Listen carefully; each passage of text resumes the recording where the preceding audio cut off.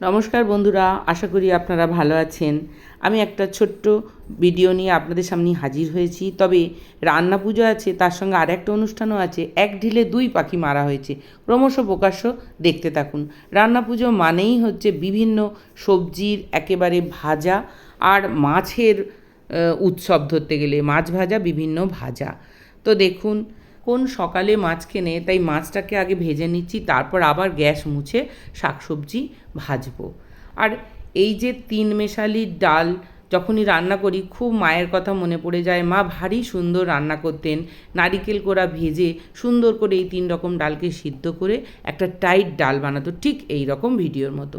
দেখুন তো, কথায় কথায় আমার নিরামিষভাবে সমস্ত আনাজ অর্থাৎ সবজি ভাজা হয়ে গেছে। আর চালতার চাটনি তো অবশ্যই হবে, আর হবে পায়েস। দেখুন, আরও কিছু সবজি বাকি আছে ভাজা, যেমন করলা, ঢ্যাঁড়স, যাবতীয় সবজি। তার মধ্যে কিন্তু নারিকেলকেও ছোটো ছোটো করে ডুমো করে কেটে ভাজতে হয় এই রান্না পুজোয়। আর সারা দিন তো খুব পরিশ্রম করতে হয়।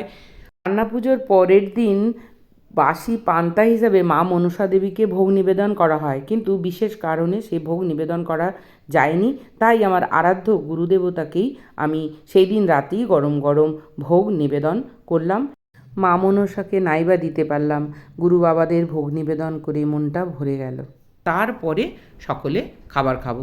দেখুন তো, হাজার রকম ভাজা, টাইট ডাল, তো মানুষের পাতে দিতে অসুবিধা হবে, তাই আমার বোনজি কী করছে, ভাগা ভাগা দিয়ে নিচ্ছে, তাতে দিতে সুবিধা হবে। আর বিশেষ করে পিতলের হাঁড়িতে ভাজা রান্না হয়।